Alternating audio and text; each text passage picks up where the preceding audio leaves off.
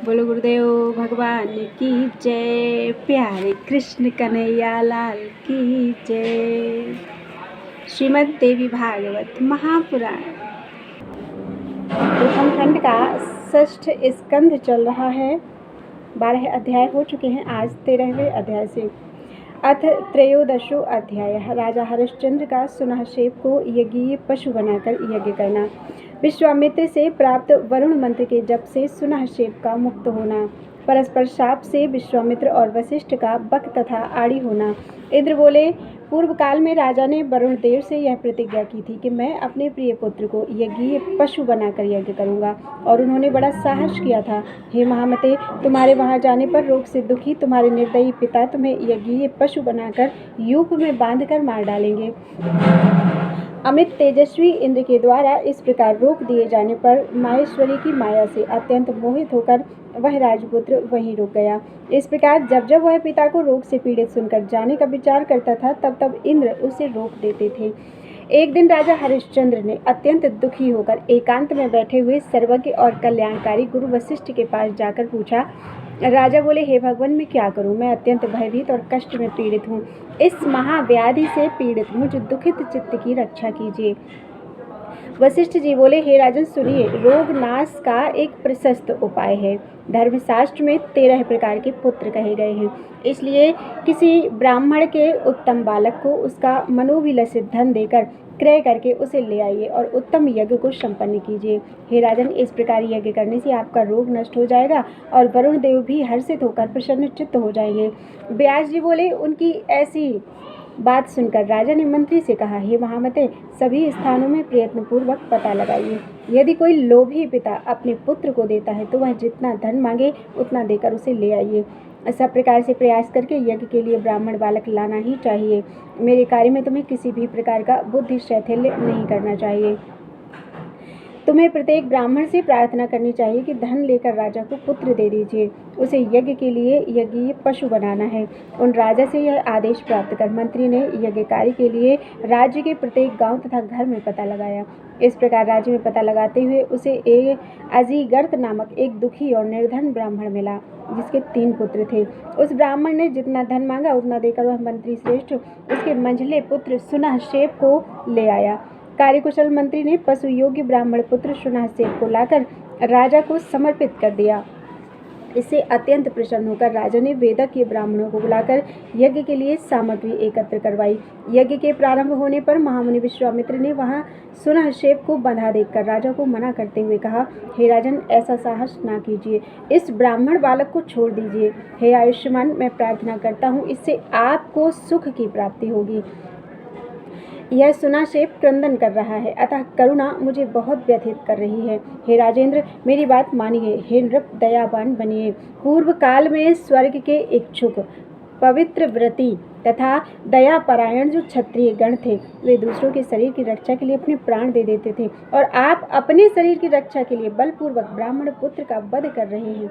हे राजेंद्र, पाप मत कीजिए और इस बालक पर दयावान होइए। हे राजन, अपने देह के प्रति सभी को एक जैसी प्रीति होती है, यह बात आप स्वयं जानते हैं। यदि आप मेरी बात को प्रमाण मानते हैं तो इस बालक को छोड़ दीजिए। व्यास जी बोले, दुख से अत्यंत पीड़ित राजा ने मुनि की बात का अनादर करके उस बालक को नहीं छोड़ा।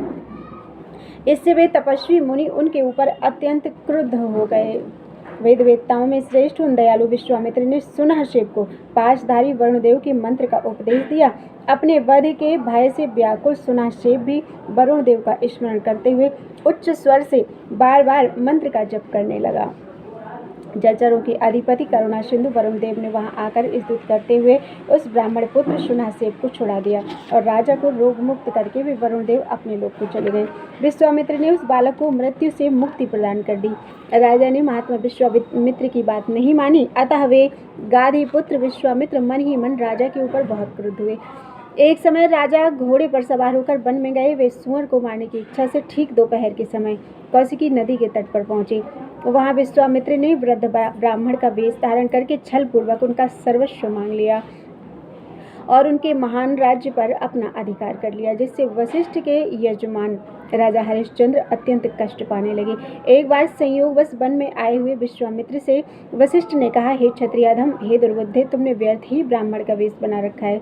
बगुले के समान वृत्ति वाले, हे दाम्भिक, तुम व्यर्थ में गर्व क्यों करते हो?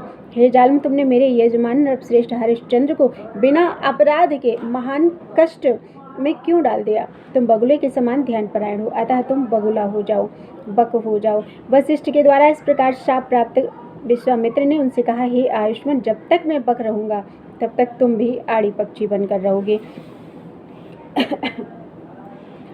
व्यास जी बोले, इस प्रकार क्रोध से व्याकुल उन दोनों ने एक दूसरे को शाप दे दिया और एक सरोवर के समीप वे दोनों मुनि आड़ी और बक के रूप में अंडों से उत्पन्न हुए।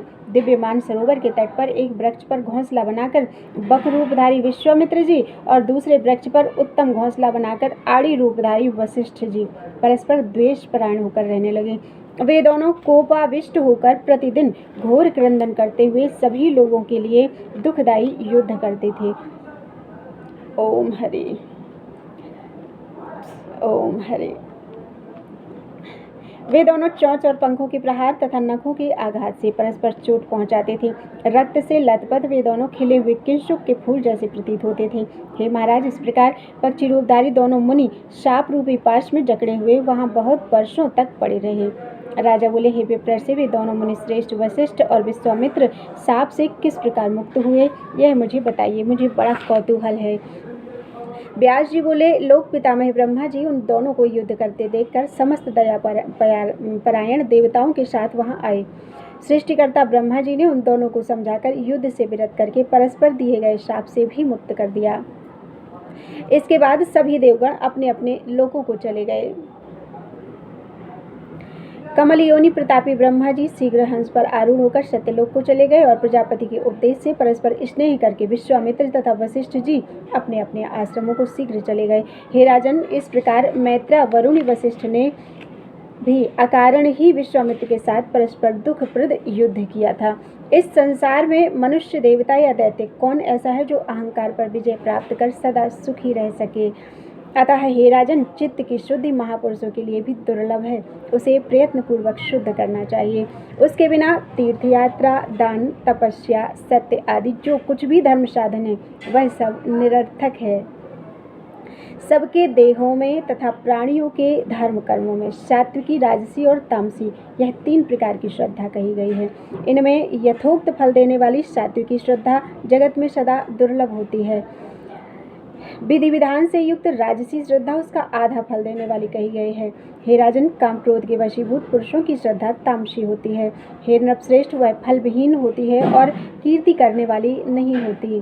कलयुग के दोषों से भयभीत व्यक्ति को कथा श्रवण आदि के द्वारा चित्त को वासना से रहित बनाना चाहिए और देवी की पूजा में तत्पर रहते हुए वाणी से देवी के नामों को ग्रहण करते हुए, उनके गुणों का कीर्तन करते हुए तथा उनके चरण कमल का ध्यान करते हुए तीर्थ आदि में नित्यवास करना चाहिए। ऐसा करने से उसे कभी कलयुग का भय नहीं होगा। इससे पापी प्राणी भी अनायास ही संसार से मुक्त हो जाता है। इति श्रीमद्देवी भागवते महापुराणे अष्टादशसहस्रयां संहितायां षष्ठ स्कंधे आड़ी बक युद्ध वर्णन सहित आड़ी बक युद्ध वर्णन सहित देवी महात्म्य वर्णनम नाम त्रयोदशो अध्याय। बोलो वृंदावन बिहारी लाल की जय। अथ चतुर्दशो अध्याय। राजा निमि और वशिष्ठ का एक दूसरे को शाप देना। वशिष्ठ का मित्रा वरुण के पुत्र के रूप में जन्म लेना। जन्मेजय बोले, हे महाभाग, ब्रह्मा के पुत्र मुनि वशिष्ठ का मैत्रा वरुण यह नाम कैसे पड़ा? हे वक्ताओं में श्रेष्ठ, किस कर्म अथवा गुण के कारण उन्होंने यह नाम प्राप्त किया? उनके नाम पढ़ने का कारण मुझे बताइए। व्यास जी बोले, हे नृपश्रेष्ठ, सुनिए। वशिष्ठ जी ब्रह्मा के पुत्र हैं। उन महातेजस्वी ने निमि के शाप से वह शरीर त्याग कर पुनः जन्म लिया। हे राजन, उनका जन्म मित्र और वरुण के यहाँ हुआ था, इसलिए इस संसार में सर्वत्र उनका मैत्रा वरुणी यह नाम विख्यात हुआ। राजा बोले, राजा निमि ने ब्रह्मा जी के पुत्र धर्मात्मा वशिष्ठ को क्यों शाप दिया? राजा का वह दारुण शाप मुनि को लग गया, यह तो आश्चर्य है। हेमु ने निरपराध मुनि को राजा ने क्यों शाप दे दिया? हे धर्म के उस शाप का कारण यथार्थ रूप में बताइए। व्यास जी बोले, इसका सम्यक रूप से निर्णीत कारण तो मैं आपको पहले ही बता चुका हूँ आपको। हे राजन, यह संसार माया के 3 गुणों से व्याप्त है। राजा धर्म करे अथवा तपस्वी तप करे, यह स्वाभाविक कर्म है, परंतु सभी प्राणियों का मन गुणों से आबद्ध रहने के कारण विशुद्ध नहीं रह पाता। राजा लोग काम और क्रोध से अभिभूत रहते हैं और उसी प्रकार तपस्वी गण भी लोभ और अहंकार युक्त होकर कठोर तपस्या करते हैं। हे राजन, क्षत्रिय गण रजोगुण से युक्त होकर यज्ञ करते थे, वैसे ही ब्राह्मण भी थे। हे राजन, कोई भी सत्गुण से युक्त नहीं था। ऋषि ने राजा को शाप दिया और तब राजा ने भी मुनि को शाप दे दिया। इस प्रकार दैववशात दोनों को बहुत दुख प्राप्त हुआ। हे राजन, इस त्रिगुणात्मक जगत में प्राणियों के लिए द्रव्य शुद्धि, क्रिया शुद्धि और उज्ज्वल मन शुद्धि दुर्लभ है। यह पराशक्ति का ही प्रभाव है और कोई कभी इसका अतिक्रमण नहीं कर सकता। जिस पर वे भगवती कृपा करना चाहती हैं उसे तत्काल मुक्त कर देती हैं। ब्रह्मा, विष्णु और महेश आदि महान देवता भी मुक्त नहीं हो पाते, किंतु सत्यव्रत आदि जैसे अधम भी मुक्त हो जाते हैं। यद्यपि तीनों लोकों में भगवती के रहस्य को कोई नहीं जानता है, फिर भी वे भक्त के वश में हो जाती हैं, ऐसा निश्चित है। अतः दोषों के निर्मूलन के लिए उनकी भक्ति करनी चाहिए। यदि वह भक्ति राग, दंभ आदि से युक्त हो तो वह नाश करने वाली होती है। इक्ष्वाकु वंश में उत्पन्न निमि नाम के एक राजा थे। वे रूपवान, गुणवान, धर्म के, प्रजावत्सल, सत्यवादी, दानशील, यज्ञकर्ता, ज्ञानी और पुण्यात्मा थे। वे बुद्धिमान और प्रजापालक राजा निमि इक्ष्वाकु के 12वें पुत्र थे। उन्होंने ब्राह्मणों के हित के लिए गौतम मुनि के आश्रम के समीप जयंतपुर नाम का एक नगर बसाया। उनके मन में एक बार यह राजसी बुद्धि उत्पन्न हुई कि बहुत समय तक चलने वाले और विपुल दक्षिणा वाले यज्ञ के द्वारा आराधना करूं। तब राजा ने यज्ञ कार्य के लिए अपने पिता इक्ष्वाकु से आज्ञा लेकर महात्माओं के कथनानुसार समस्त यज्ञ सामग्री एकत्र कराई। इसके बाद राजा ने भृगु, अंगिरा, वामदेव, गौतम, वशिष्ठ, पुलस्त्य, ऋचि, पुलह और कृतु, इन सर्वज्ञ, वेद में पारंगत, यज्ञ विद्याओं में कुशल एवं वेदज्ञ मुनियों और तपस्वियों को आमंत्रित किया। समस्त सामग्री एकत्र कर धर्मज्ञ राजा ने अपने गुरु वशिष्ठ की पूजा करके विनय से युक्त होकर उनसे कहा, हे मुनि श्रेष्ठ, मैं यज्ञ करना चाहता हूँ, अतः यज्ञ कराने की कृपा करें। हे कृपानिधि, आप सर्वज्ञ हैं और मेरे गुरु हैं, इस समय आप मेरा कार्य संपन्न कीजिए। मैंने समस्त यज्ञ सामग्री मंगवा ली है और उसका संस्कार भी करा लिया है। मेरा विचार है कि मैं 5000 वर्ष के लिए यज्ञ दीक्षा ग्रहण कर लूँ। जिस यज्ञ में भगवती जगदम्बा की आराधना होती है उस यज्ञ को मैं उनकी प्रसन्नता के लिए विधि पूर्वक करना चाहता हूँ। निमि की यह बात सुनकर वशिष्ठ जी ने राजा से कहा, हे नृपश्रेष्ठ, मैं इंद्र के द्वारा यज्ञ के लिए पहले ही वरण कर लिया गया हूँ। इंद्र पराशक्ति के प्रीत्यर्थ यज्ञ करने के लिए तत्पर हैं और देवेंद्र ने 500 वर्ष तक चलने वाले यज्ञ की दीक्षा ले ली है। अतः हे राजन, तब तक आप यज्ञ सामग्रियों की रक्षा करें। इंद्र के यज्ञ पूर्ण हो जाने पर उन देवराज का कार्य संपन्न करके मैं आ जाऊंगा। हे राजन, तब तक आप समय की प्रतीक्षा करें। राजा बोले, हे गुरुदेव, मैंने यज्ञ के लिए दूसरे बहुत से मुनियों को निमंत्रित कर दिया है तथा समस्त यज्ञीय सामग्रियां भी एकत्र कर ली हैं। मैं इन सब को इतने समय तक कैसे सुरक्षित रखूंगा? हे ब्राह्मण, आप इक्ष्वाकु वंश के वेदवेत्ता गुरु हैं। आज मेरा कार्य छोड़कर आप अन्यत्र जाने के लिए क्यों उद्यत हैं? हे द्विजश्रेष्ठ, यह आपके लिए उचित नहीं है, जो कि लोभ से व्याकुल चित्त वाले आप मेरा यज्ञ छोड़कर अन्यत्र जा रहे हैं। राजा के इस प्रकार रोकने पर भी वे गुरु वशिष्ठ इंद्र के यज्ञ में चले गए। राजा ने भी उदास होकर अपना आचार्य बनाकर गौतम ऋषि का पूजन किया। उन्होंने हिमालय के पार्श्व भाग में समुद्र के निकट यज्ञ किया और इस यज्ञ कर्म में ब्राह्मणों को बहुत दक्षिणा दी। हे राजन, निमि ने उस 5000 वर्ष वाले यज्ञ की दीक्षा ली और ऋतुजों को उनके इच्छानुसार धन और गौएं प्रदान करके उनकी पूजा की, जिससे वे बहुत प्रसन्न हुए। इंद्र के 500 वर्ष वाले यज्ञ के समाप्त होने पर वशिष्ठ जी राजा के यज्ञ को देखने की इच्छा से आए और आकर के राजा के दर्शन के लिए वहां रुके रहे। उस समय राजा निमि सोए हुए थे और उन्हें गहरी नींद आ गई थी। सेवकों ने उन्हें नहीं जगाया, जिससे वे राजा मुनि के पास न आ सके। तब अपमान के कारण वशिष्ठ जी को क्रोध आ गया। मिलने के लिए निमि के न आने से मुनि श्रेष्ठ कुपित हो उठे। क्रोध के वशीभूत हुए उन मुनि ने राजा को शाप दे दिया, हे मूर्ख पार्थिव, मेरे द्वारा मना किए जाने पर भी तुम मुझ गुरु का त्याग करके दूसरे को अपना गुरु बनाकर शक्ति के अभिमान में मेरी अवहेलना करके यज्ञ में दीक्षित हो गए हो। उससे तुम विदेह हो जाओगे। हे राजन, तुम्हारा यह शरीर नष्ट हो जाए और तुम विदेह हो जाओ। व्यास जी बोले, उनका यह शाप सुनकर राजा के सेवकों ने शीघ्रता से जाकर राजा को जगाया और उन्हें बताया कि मुनि वशिष्ठ बहुत क्रोधित हो गए हैं। तब उन कुपित मुनि के पास आकर निष्पाप राजा ने मधुर शब्दों में युक्तिपूर्ण तथा सार गर्भित वचन कहा। हे धर्मा के, इसमें मेरा दोष नहीं है। आप ही लोग के वशीभूत होकर मेरे बार बार अनुरोध करने पर भी मुझ यजमान को छोड़कर चले गए। हे विप्रगण, हे विप्रवर, हे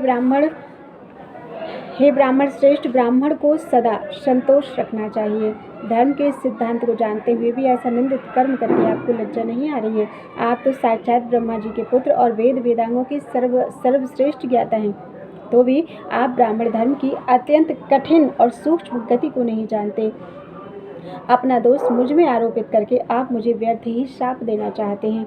सज्जनों को चाहिए कि क्रोध का त्याग कर दें, क्योंकि यह चांडाल से भी अधिक दूषित है। क्रोध के वशीभूत होकर आपने मुझे व्यर्थ ही शाप दे दिया है, अतः आपकी भी यह क्रोधयुक्त देह आज ही नष्ट हो जाए। इस प्रकार राजा के द्वारा मुनि और मुनि के द्वारा राजा शापित हो गए और दोनों एक दूसरे से शाप पाकर बहुत दुखी हुए। तब वशिष्ठ जी अत्यधिक चिंतातुर होकर ब्रह्मा जी की शरण में गए और उन्होंने राजा के द्वारा प्रदत्त कठिन शाप के विषय में उनसे निवेदन किया। वशिष्ठ जी बोले, हे पिताजी, राजा निमि ने मुझे शाप दे दिया है कि तुम्हारा यह शरीर आज ही नष्ट हो जाए, अतः शरीर नष्ट होने से प्राप्त कष्ट के लिए मैं क्या करूं? इस समय आप मुझे यह बताएं कि दूसरे शरीर की प्राप्ति में मेरे पिता कौन होंगे? हे पिताजी, दूसरे देश से संबंध होने पर भी मेरी स्थिति पूर्ववत ही रहे। इस शरीर में जैसा ज्ञान है वैसा ही उस शरीर में भी रहे। हे महाराज, आप समर्थ हैं, मुझ पर कृपा करने योग्य हैं। वशिष्ठ की बात सुनकर ब्रह्मा जी अपने उस पुत्र से बोले, तुम मित्रा वरुण के तेज से हो, अतः इन्हीं में प्रवेश करके स्थिर हो जाओ। कुछ समय बाद तुम उन्हीं से अयोनिज पुत्र के रूप में प्रकट होगे, इसमें संदेह नहीं है। इस प्रकार पुनः शरीर प्राप्त करके तुम धर्मनिष्ठ प्राणियों के सुहृद, वेद वेदता, सर्वज्ञ और सबके द्वारा पूजित होगे। पिता के ऐसा कहने पर वशिष्ठ जी प्रसन्नतापूर्वक पिता में ब्रह्मा जी की परिक्रमा करके और उन्हें प्रणाम करके वरुण के वास स्थान को चले गए। वशिष्ठ जी ने अपने उत्तम देह का त्याग करके मित्र और वरुण के शरीर में जीवांश रूप से प्रवेश किया। हे राजन, किसी समय परम सुंदरी अप्सरा उर्वशी अपनी सखियों के साथ स्वेच्छापूर्वक मित्रा वरुण के स्थान पर आई। हे राजन, उस रूप यौवन से संपन्न दिव्य अप्सरा को देखकर वे दोनों देवता कामातुर हो गए और समस्त सुंदर अंगों वाली उस मनोरम देव कन्या से कहने लगे, हे प्रशस्त अंगों वाली विवश तथा व्याकुल हम दोनों का तुम वरण कर लो, और हे वरवर्णिनी, तुम अपनी इच्छा के अनुसार इस स्थान पर विहार करो। उनके इस प्रकार कहने पर वह देवी उर्वशी मन स्थिर करके मित्रा वरुण के घर में उन दोनों के साथ विवश होकर रहने लगी। प्रिय दर्शन वाली वह अप्सरा उन दोनों के भावों को समझकर वहीं रहने लगी। दैववशात वहां रखे हुए एक आवरण रहित कुंभ में दोनों का वीर स्खलित हो गया और हे राजन, उनमें से दो अत्यंत सुंदर मुनि कुमारों ने जन्म लिया। उनमें पहले अगस्त्य थे, दूसरे वशिष्ठ थे। इस प्रकार मित्र और वरुण के तेज से वे दोनों ऋषि श्रेष्ठ तपस्वी प्रकट हुए। महातपस्वी अगस्त्य बाल्यावस्था में ही वन में चले गए और महाराज इक्ष्वाकु ने अपने पुरोहित के रूप में दूसरे बालक वशिष्ठ का वरण कर लिया। हे राजन, आपका यह वंश सुखी रहे, इसलिए राजा इक्ष्वाकु ने वशिष्ठ का पालन पोषण किया और विशेष रूप से इन्हें मुनि जानकर वे अत्यंत प्रसन्न हुए। इस प्रकार शाप के कारण मित्रा वरुण के कुल में वशिष्ठ जी के अन्य शरीर की प्राप्ति का समस्त आख्यान मैंने आपको बता दिया। इति श्रीमद्देवी भागवते महापुराणे अष्टादशसहस्रयां संहितायां षष्ठ स्कंदे वसिष्ठस्य मैत्रावरुणि रीति नाम वर्णनम नाम चतुर्दशो अध्यायः। बोलो वृंदावन बिहारी लाल की जय। प्यारे कृष्ण कन्हैया लाल की जय।